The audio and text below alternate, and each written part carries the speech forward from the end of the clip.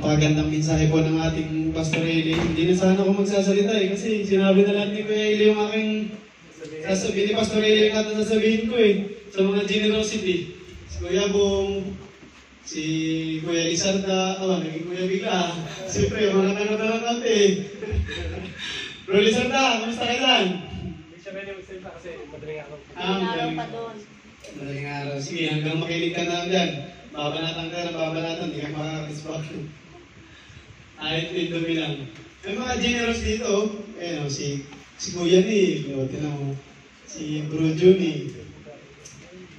Kidding aside, continue na po tayo sa ating Word of God. Na nagbuhat po sa Proverbs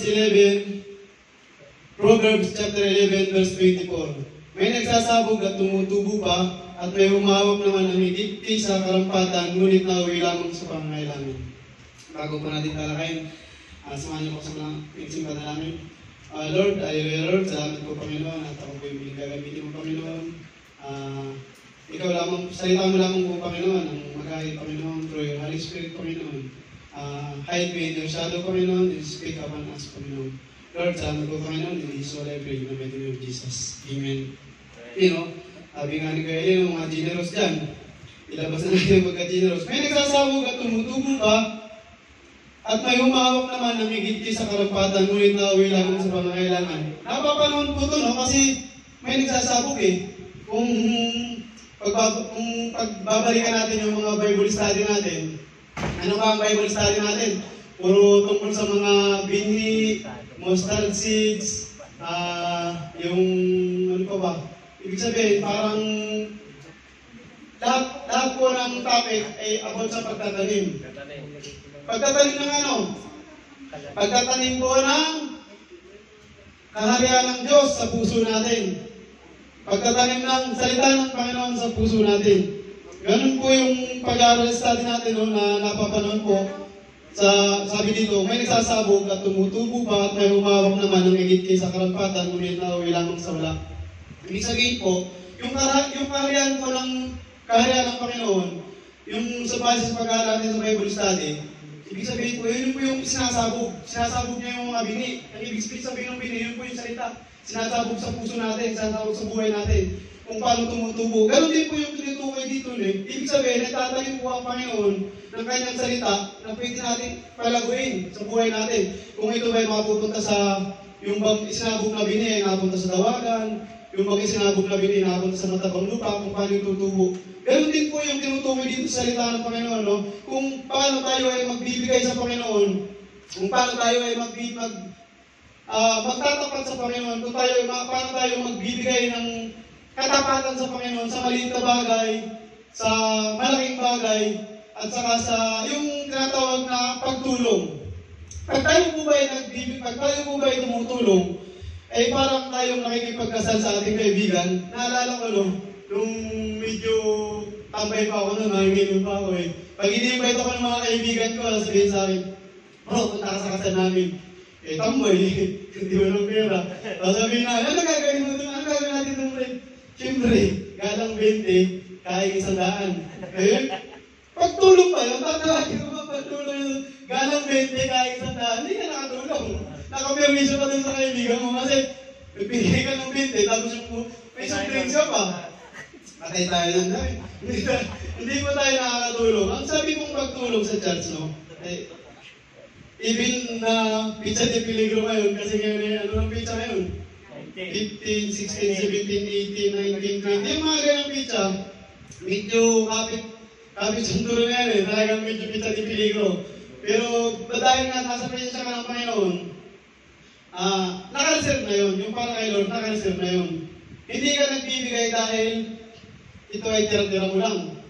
Baka bumili ka mamaya ng gulay, natira kang 20, natira kang 10. Ibigay ko na ito kay Lord. Ibig sabihin, mga tira-tira. Ang pagbigay ko, ang pagtulong ko, hindi naman sobra. Ang pagbibigay ko sa Panginoon, ang pagtulong ko sa Panginoon, hindi naman yung sabi, nagbigay ako ng sobra, pero sayang, dapat pala, hindi ko na lahat, bibilang ka pala ako. Hindi rin kinalulugdan ng Panginoon. Ang kinalulugdan ko ng Panginoon, yung nagbibigay ka ng maluwag sa iyong puso. Yung nagbibigay ka dahil alam mo, makakatulong ka sa simbahan. Hindi yung nagbigay ka dahil kakain ka ng 100 joke. So lang po yun ha. Yung pong nagbigay ka, kunwari, nagbigay ka, ay alam kong itong binigay ko kay Lord ay mag-glorify si Lord. Alam kong itong binigay ko kay Lord ay makakatulong na mapalago ang church. Alam kong itong binigay ko kay Lord ay isang daan para mapatunayan yung faith ko kay Lord, yung pananampalataya ko kay Lord. At ganun ako magbigay kay Lord dahil sa siya ay mahal ko at ako ay nagbibigay papuri at nagbibigay ako ng thank you kay Lord. Amen? Kaya po kung magbibigay tayo, hindi tira-tira, hindi sobra, yung nararapat, yung nagmumuhat sa iyong puso, at yun pong alam natin na makakatulong para mapalago ang ating iglesia. Amen? Sige po, magbigay po tayo kay Lord. Ano na ba yung pambigay ko?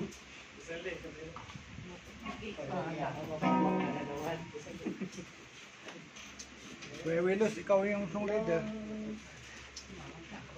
Andiyan na si Matt. Specialty.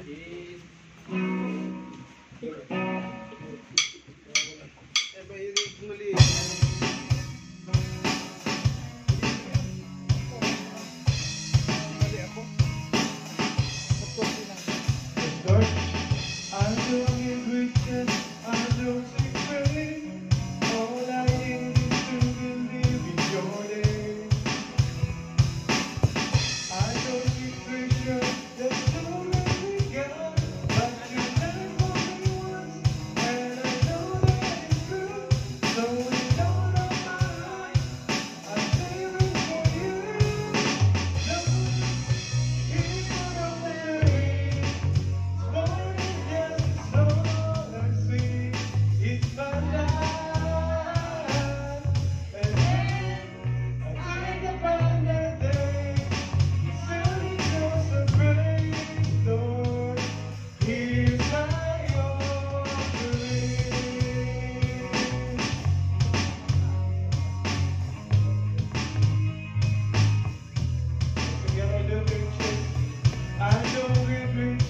I don't sing praise. All I need is to believe in your name. I don't sing Christian, there's so many kind, but you died for me once, and I know that it's true. So in all of my life, I'm living for you. Lord, He's my offering. His holiness is all of me. It's my life. And when upon the day, saving all your grace, Lord, He's my offering. He's my offering.